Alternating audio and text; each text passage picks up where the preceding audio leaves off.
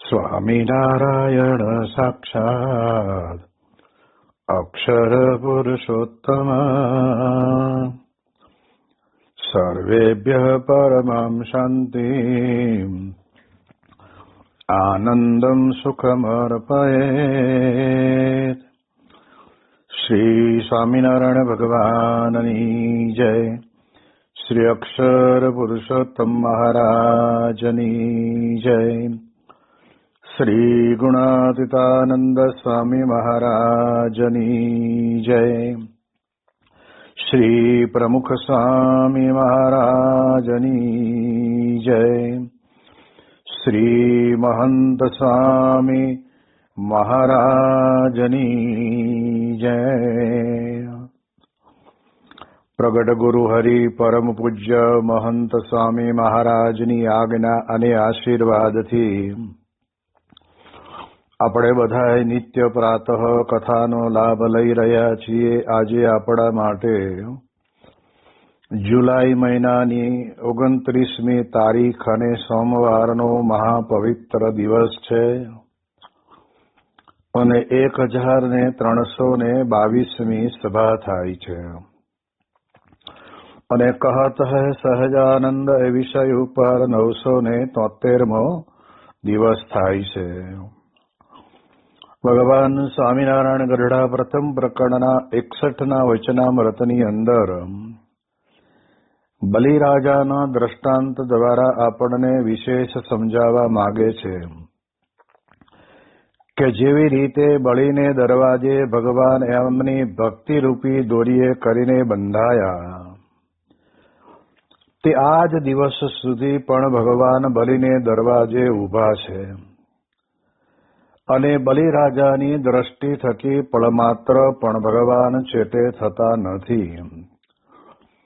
એવી રીતે આપણે પણ બીજી સર્વ વાસના ટાળીને અને ભગવાનને સર્વસ્વ અર્પણ કરીને ભગવાનના દાસ થઈને રહેશું. મહારાજ આપણને બલિરાજાના દ્રષ્ટાંત દ્વારા સમજાવે છે કે મહારાજ એક શબ્દ એવો વાપર્યો કે સર્વ વાસનાનો ત્યાગ કરીને.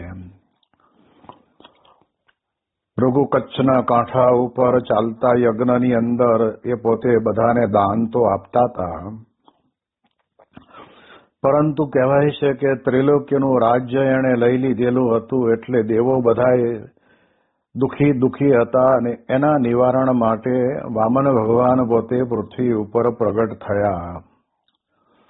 પરંતુ અહીંયા મહારાજ આપણને બલિરાજાના દ્રષ્ટાંત દ્વારા એવું સમજાવવા માંગે છે કે જેમ બલિએ પોતે પોતાનું સર્વસ્વ અર્પણ કરી દીધું એટલે સંપૂર્ણ વાસનાથી મુક્ત બની ગયા.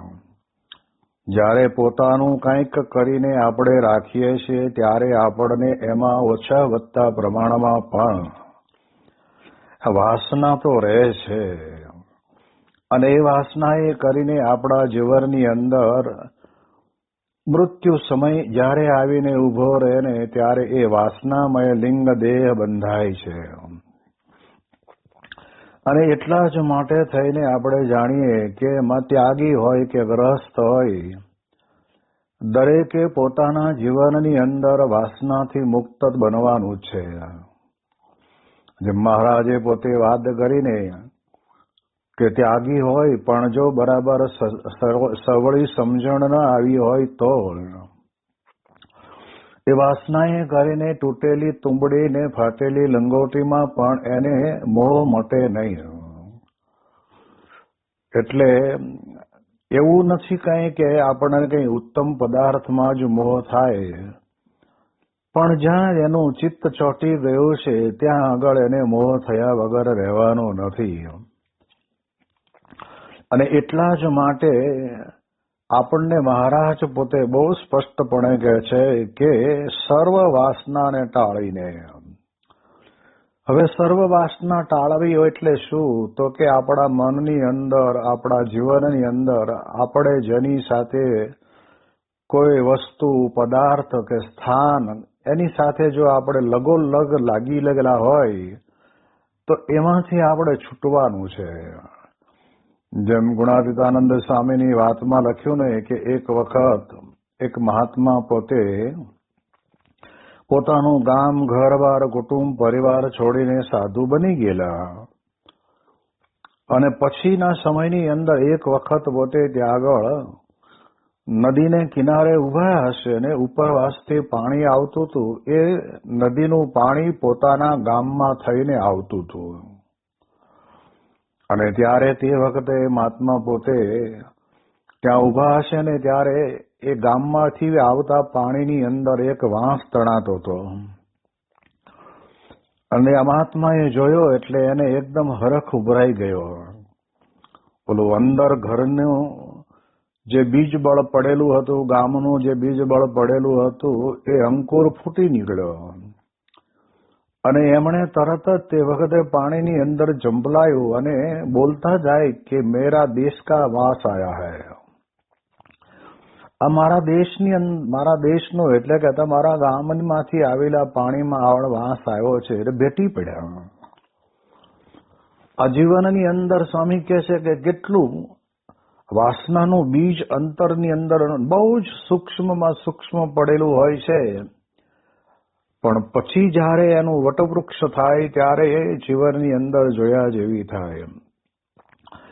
આપણે જાણીએ છીએ વડના ટેટાની અંદર એનું બીજ કેટલું નાનું એવું હોય છે, પણ જયારે પૃથ્વીની અંદર એને વાવવામાં આવે અને 2 પાંદડે 5 પાંદડે કરતા કરતા મોટો ઘટાદાર વડ થાય, એ બીજ નાનું છે પણ એની અંદરથી એ પ્રકારે એને એ વટવૃક્ષ બને છે. એમ દરેક વ્યક્તિના જીવનની અંદર પણ કોઈ પણ પ્રકારની નાની મોટી વાસના પડી હોય ને એ વાસના બીજ સ્વરૂપ છે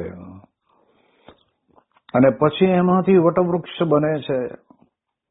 અને એટલા જ માટે થઈને આપણને બહુ સ્પષ્ટપણે મહારાજે કહ્યું કે સર્વ વાસનાનો ત્યાગ કરીને પોતાના આત્માને બ્રહ્મરૂપ માનીને પુરુષોત્તમ નારાયણની ભક્તિ કરે એને એકાંતિક ભક્ત કહેવાય. આપણે બધાએ આ સત્સંગની અંદર એટલા માટે તો જોડાયા છીએ કારણ કે મહારાજે ગરડા પ્રથમ પ્રકરણના 70ના વચનામૃતમાં કહ્યું કે સત્સંગ કરો તે કેવળ ને કેવળ જીવના કલ્યાણ માટે કરો, નહીં કે આ લોકની અંદર 2 પાંદડે બનીએ. દીકરો ન હોય તો દીકરો આવે, ધન સંપત્તિ ન હોય તો એ આવે, એવા એક વિચારની અંદર રાચ્યા પછી આપણે સત્સંગ કરીએ તો એ સત્સંગ કામમાં ના આવે. ભગવાનની આશરે જઈએ એટલે ભગવાન દયાળુ છે, તમારો સંકલ્પ પૂરો કરે, પણ ત્યાંથી પછી આપણે આગળ જવાનું છે, ત્યાં અટકી જવાનું નથી. ત્યાંથી આગળ શું કે હવે જે કંઈ મારા જીવનની અંદર મારા પરિવારમાં જ્યાં જ્યાં મને મોહ થયો છે ને એ મારા અંતરમાં રહેલો થયેલો મોહ મારો તૂટી જાય અને હું નિર્વાસનિક બની જાઉં, એ રસ્તે જવાનું છે. અને અહીંયા બલિરાજાએ એવું કરી બતાવ્યું. માનો કે આપણે એમ જાણીએ કે 2 ડગલાની અંદર ભગવાને પોતે ત્રિલોકોનો રાજ લઈ લીધું, હવે 1 ડગલું તો બાકી રહ્યું, હવે શું કરવું?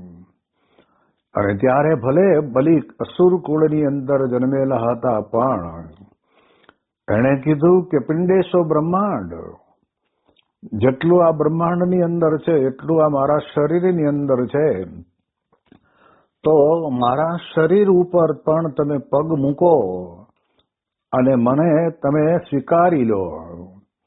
એટલે 3 ડગલા મારા પૂરા થઈ જાય તો દેહને વિશે પણ એને પોતાના જીવનની અંદર મમત્વ રહ્યો નહીં, વાસના રહી નહીં કે કાંઈ વાંધો નહીં, 2 ડગલામાં 14 લોકનું બ્રહ્માંડ લઈ લીધું છે, તો હવે પછી આપણે ઊભા થઈને ફરી કરશું, એવો વિચાર પણ નહીં.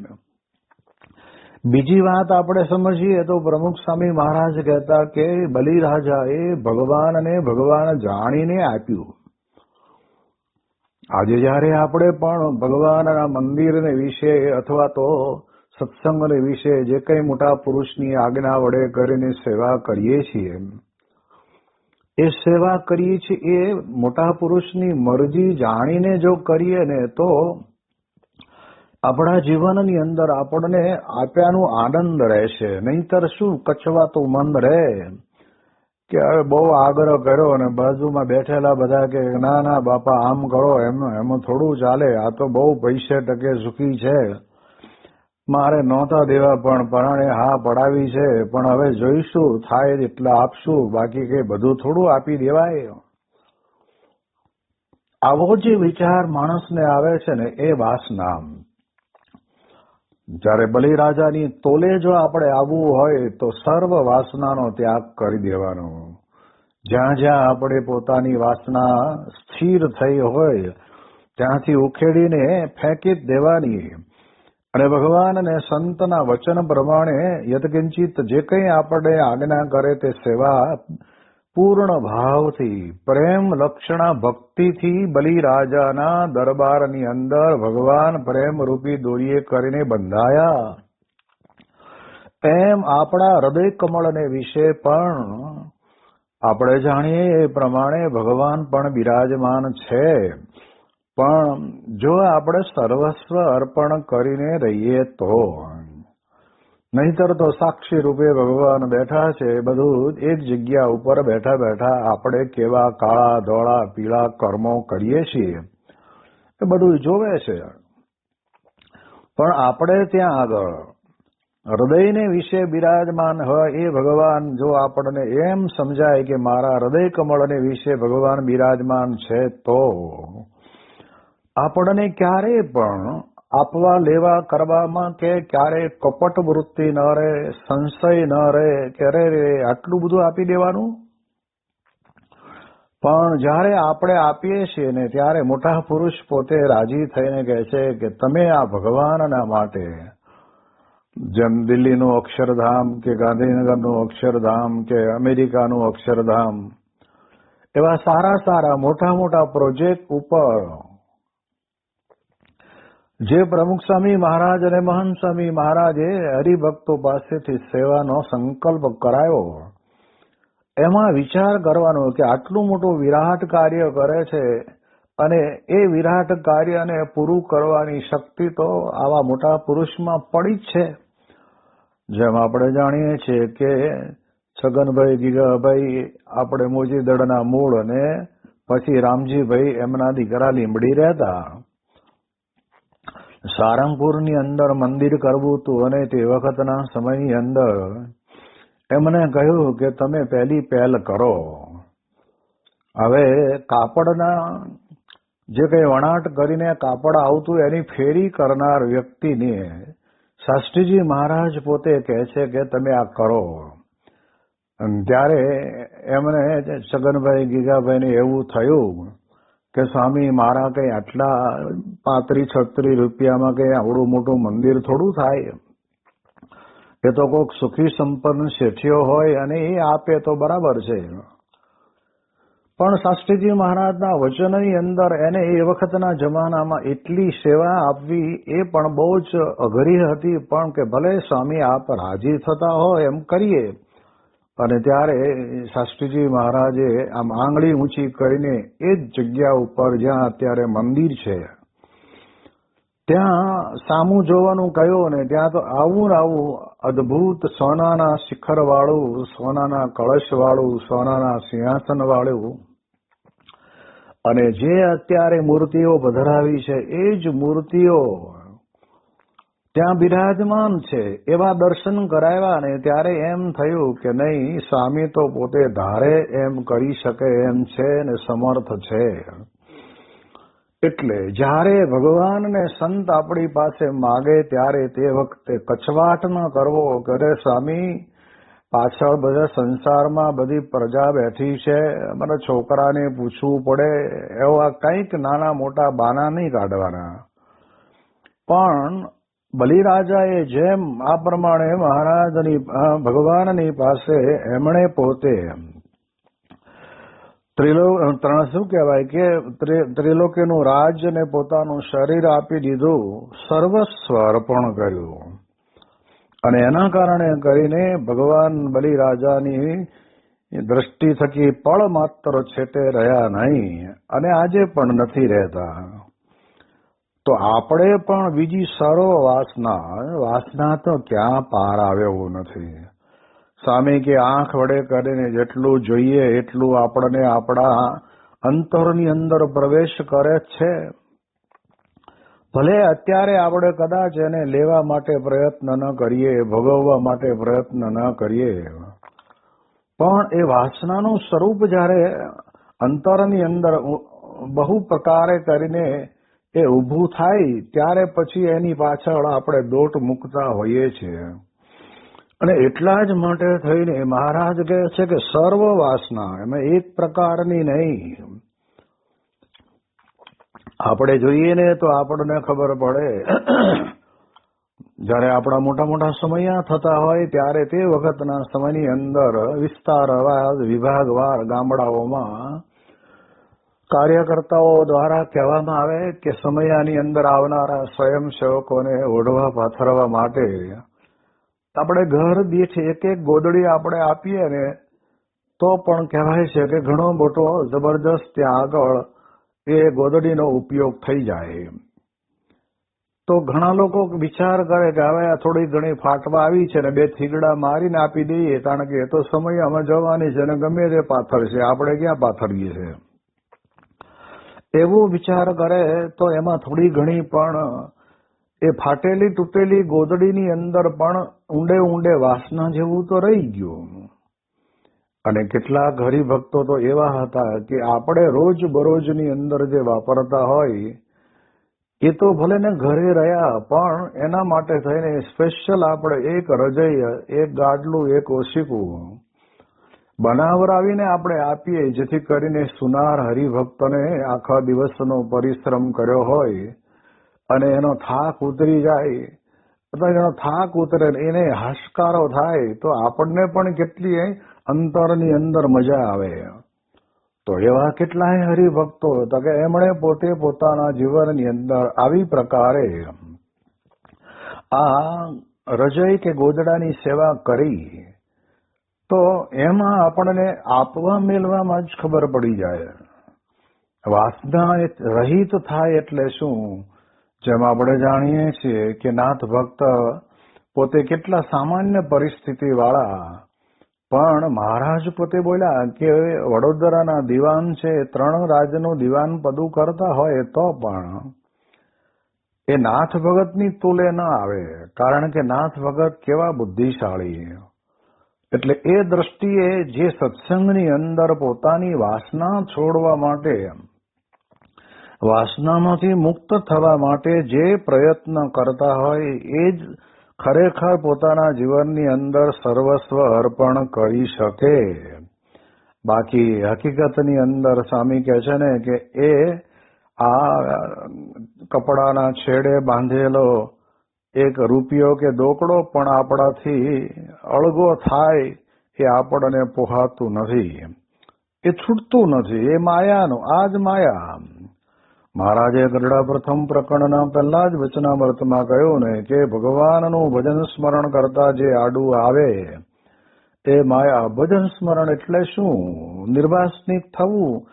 એના માટે આપણે આવા પરમ એકાંતિક સત્પુરુષની સાથે દ્રઢ પ્રીતિ કરવી. ભગવાન આપણા ઈષ્ટદેવ છે, એમાં આપણે વિશેષ જોડાયેલા રહેવું. એમની જે મરજી હોય તે પ્રમાણે આપણે કરીએ તો આપણને વાંધો આવે નહીં.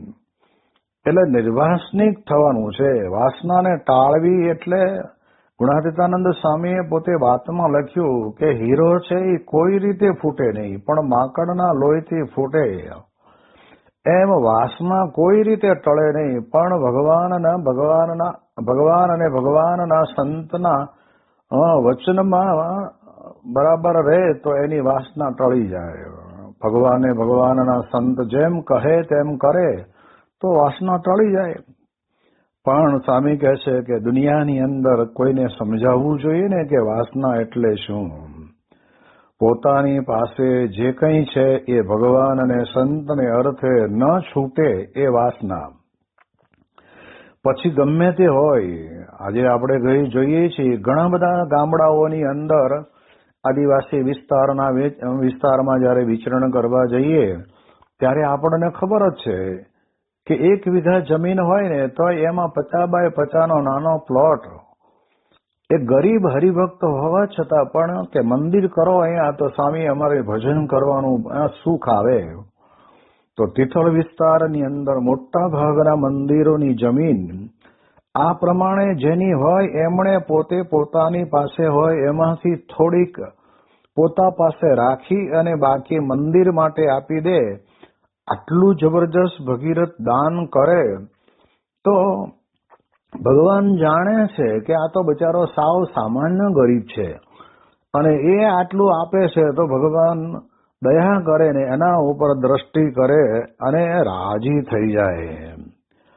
અને ભગવાનની દ્રષ્ટિમાંથી પછી એ ભક્ત ક્યારેય દૂર ખસે નહીં. એટલે સર્વસ્વ આપણે બધી જ વાસના છોડવાની. અને એ બધા આપણે હમણાંના થતા સત્સંગી હોવા છતાં પણ એ છોડી દે. જેમ દર વર્ષે સારંગપુરની અંદર બહુ મોટો સંત સમુદાય રહે એટલે વલસાડ કહેતા તિથલ મંદિર નીચે આવતા ગામડાઓમાં કોઈકને 5 આંબા હોય, કોઈકને 10 હોય, કોઈકને 15 હોય, કોઈકને 25 આંબા હોય. એ આંબા ઉપર જે ભગવદ ઈચ્છાથી એમાંથી મોર આવે, મોર ખરતા ખરતા જે કઈ કેરીઓ લટકે, કેરીઓમાંથી પણ કાચી પડી જાય, એમાંથી બચે અને એ બચે એમાંથી પોતાનું ગુજરાન ચલાવવાનું હોય.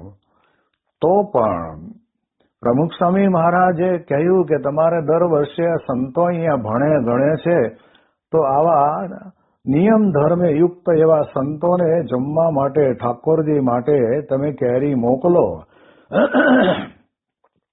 તો આપણને આ ખબર છે કે ત્યાંથી ખટારો ભરીને કેરી સારંગપુર મોકલવામાં આવે અને બધા આપે પ્રેમથી કે ભલે ને કદાચ 2 મણ, 4 મણ કે 5 મણ કેરીના પૈસા અમને નહીં મળે પણ સાચા માર્ગે તો જાય છે, ભગવાનના થાળમાં વપરાશે. સ્ત્રી અને ધનના ત્યાગી એવા નિષ્કામી વર્તમાન વાળા સંતો બધા જમશે, અમારું રૂડું થશે. એટલે એ પ્રકારે એ છોડી દે છે ને એના ઉપર ભગવાન કોઈ પણ રીતે કરીને એમની ઉપર કૃપા કરીને આશીર્વાદ આપે છે અને દેશકાળ કોઈ રીતે ખરાબ થવા દેતા નથી. તો જો એ આપે છે ને એની અંદર પણ એ બધી જ બીજી સર્વ વાસનાને ટાળીને ભગવાનને સર્વસ્વ અર્પણ કરે. આ હકીકતની અંદર ગામડાઓની અંદર અમે ગયા છીએ, ખેતરે ખેતરે ફર્યા છીએ, ત્યારે એ લોકોના ઘરને જોઈએ ત્યારે આપણને એમ લાગે કે બચારા 3 પેઢીથી આવા જ મકાનની અંદર રહેતા હોય. પણ સત્સંગ થયા પછી અને ભગવાન અને સંતની આજ્ઞા પાળવાથી સત્સંગ કરતા કરતા એમને પોતાના વ્યસનો બધા છૂટી ગયા અને એવા સરસ મજાના ધાબાવાળા અને પાછા એમાં ગોળ થાંભલા હોય, ઉપરના ભાગમાં સરસ મજાનો ઝરૂખો હોય, ગેલેરી હોય, એવી સારી ડિઝાઇન વાળા મકાનો બધાય ત્યાં આગળ લોકોને બનવા માંડ્યા. અને એ બધા જ હરિભક્તો કહે કે આ એક કેવળ ને કેવળ અમને પ્રમુખ સ્વામી મહારાજ મળ્યા ને એના કારણે કરીને આ થયું છે. બાકી અમારામાં કઈ એવી હસ્તત હતી નહીં. જેટલું કમાતા એના કરતા વધારે પીવા ખાવામાં નાખી દેતા અને કાંઈ રહેતું નહીં ને આવા નાના એવા ગોકલા જેવા ઘરની અંદર પડ્યા રહેતા. પણ ભગવાન ને સંતે અમને જાગૃત કર્યા અને જગાડ્યા ને અમારા પૂર્વજન્મના પુણ્ય ઉદય થયા ને આ પ્રકારે અમે આ બધું છોડી દીધું. આ સર્વ વાસના આ છોડી. કારણ કે જે દારૂડિયો હોય છે એ દારૂ છોડવા તૈયાર નથી થતો, જે માંસાહાર કરતો હોય છે એ એને છોડવા તૈયાર નથી થતો. પણ ભગવાન અને સંતની આજ્ઞાએ કરીને જ્યારે પછી ભલે કોઈ કાર્યકર્તા દ્વારા થયું હોય, કોઈ સંતો દ્વારા થયું હોય, પણ જરૂર ને જરૂર આપણે જાણીએ એ પ્રમાણે એ વખતના સમયની અંદર એ બધું છોડી દે છે.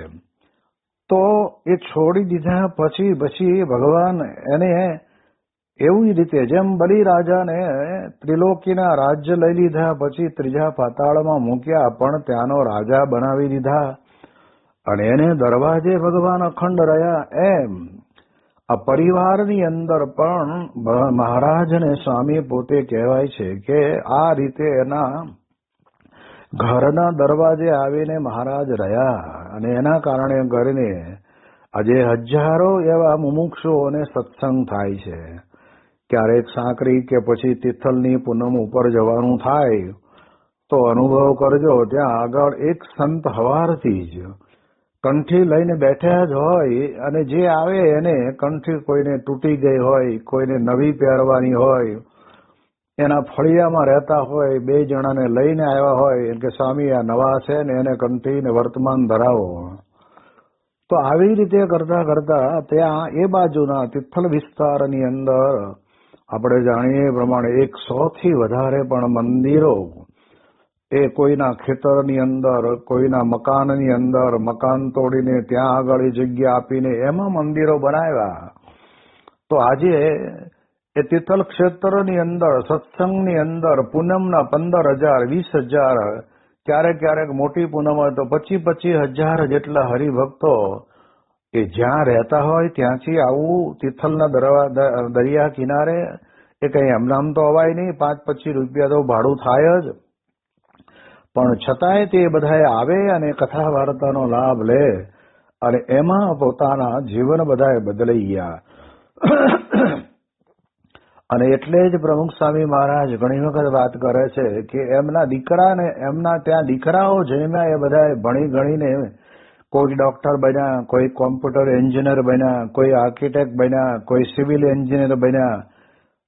કંઈક ને કંઈક આવી રીતે ભગવાને એમના દીકરાઓની અંદર આવી શક્તિ આપીને શક્તિના કારણે કરીને ખૂબ સારો સંસાર વ્યવહાર એમનો ચાલવા માંડ્યો. એટલે આ જો સર્વ વાસનાનો ત્યાગ કર્યો તો એના કારણે કરીને ભગવાનને સર્વસ્વ અર્પણ કરવા માટે પણ આ બધા તૈયાર થઈ ગયા. હવે પછી મહારાજ આગળ વાત કરે છે.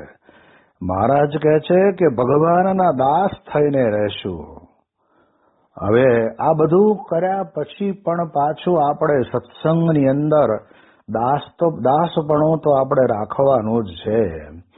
અને એટલા જ માટે મહંત સ્વામી મહારાજે આપણને એક મંત્ર આપ્યો ને કે અક્ષરમ અહમ પુરુષોત્તમ દાસોસ્મી. અક્ષર એવો હું પણ પુરુષોત્તમ નારાયણનો દાસ છું. આ દાસ ભાવ છે ને એ વ્યક્તિને અંતરની અંદર જબરજસ્ત આનંદ આપે છે. જેમ કાળજાળ ગરમીની અંદર શેરડીનો રસનો આપણે ઓર્ડર આપીએ અને એ શેરડીના સાંઠા પીલીને એમાં પાઇનેપલ નાખે, એમાં લીંબુ નાખે, એમાં સંતરાનો નાખે અને પછી એવો સરસ મજાનો ફ્લેવર વાળો રસ બનાવ્યો હોય અને એ રસની અંદર ગ્લાસમાં પાછા ઉપર બરફના ટુકડા તરતા હોય અને આપણે બેઠા બેઠા પીતા હોય, ઘૂંટડો પીએ પણ પીએ ત્યારે એવો આનંદ આવે ને, ગરમી ગઈ એવો આપણને અનુભવ થાય. એમ અહીંયા આગળ દાસ ભાવે જયારે રહેવાનું થાય ને ત્યારે તમને કે મને બહુ આનંદ આવશે. કારણ કે મહારાજે પોતે પણ કહ્યું કે દાસના દુશ્મન હરિ કીધી હોય નહીં, જેમ કરશે તેમ સુખદ થશે.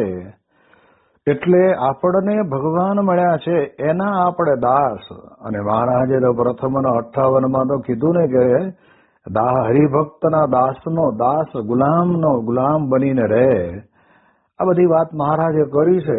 તો આપણે એટલું સમજવાનું કે સર્વસ્વ અર્પણ કરી દીધા પછી આપણને મનની અંદર એમ ન થવું જોઈએ કે જો મેં આ દાન ન કર્યું હોત તો આ દિલ્હીનું અક્ષરધામ કેવી રીતે પૂરું થાત. પણ પ્રમુખ સ્વામી મહારાજ એમની પાસેથી વિશાળ પ્રમાણમાં સેવા લઈને એમનામાં રહેલો જે નાનો મોટો લોભ પડ્યો છે ને એને કાઢી નાખે છે અને લોભના કારણે કરીને રહેલી વાસનાને ટાળી નાખે છે. લઈને આવું કામ કરે. જેમ આપણે જાણીએ છીએ કે ડોક્ટરની પાસે આપણે જઈએ ત્યારે ડોક્ટર આપણું નિદાન કરે, દવા આપે, રોગ મટાડે, પણ પૈસા લઈને મટાડે ને, એનો વ્યવહાર છે. ત્યારે પ્રમુખ સ્વામી મહારાજ પોતે આવા લાખો લોકોના જીવન બદલાઈ એવા અક્ષરધામ સમાન સંકુલ ઉભા કરે અને એની અંદરથી એ આ જે હરિભક્ત છે એને આ પ્રમાણે સેવા લઈને કાર્ય કરે, પણ દાસ ભાવ આ બહુ મહત્વની બાબત છે. લંડનની અંદર પ્રમુખ સ્વામી મહારાજે કેવા હરિભક્તોની પાસેથી સેવા લીધી એ તો આપણે જાણીએ છીએ કે પોતાના પરણેલી પત્ની જાય 200 તોલા સોનું લઈને આવી હોય એ બધું કાઢી નાખીને અને પ્રમુખ સ્વામી મહારાજને અર્પણ કરી દે. તો એવા હરિભક્તોને ત્યાં પછી વરસ દાડે પછી જયારે મળવાનું થાય અને આપણે એમને પૂછીએ કે તમે આ દાગીના કાઢી નાખ્યા અને એમાંથી તમે સેવા આપી તો તમે તો હવે ઘરની અંદર કઈ સુવર્ણ તો રહ્યું નહીં. ત્યારે કે બાપાએ અમારું લીધું તો ખરું પણ પછી અમને અનંત ઘણું કરીને આપ્યું છે, અમારી પાસે કોઈ ખોટ નથી એમ. એટલે આ દ્રષ્ટિથી આપણે વિચાર કરીએ તો આપણને ખ્યાલ આવે જેમ બલિરાજાના દરબારે ભગવાન અને પ્રેમ રૂપી દોરીએ કરીને બંધાયા એવી રીતે આપણા જીવનની અંદર પણ ભગવાન અને સંત બંધાય છે. એટલે એવો દાસત્વ ભાવ આપણા જીવનમાં રહે એની વિશેષ વાતો આપણે આવતીકાલે કરીશું. શ્રી સ્વામિનારાયણ ભગવાનની જય.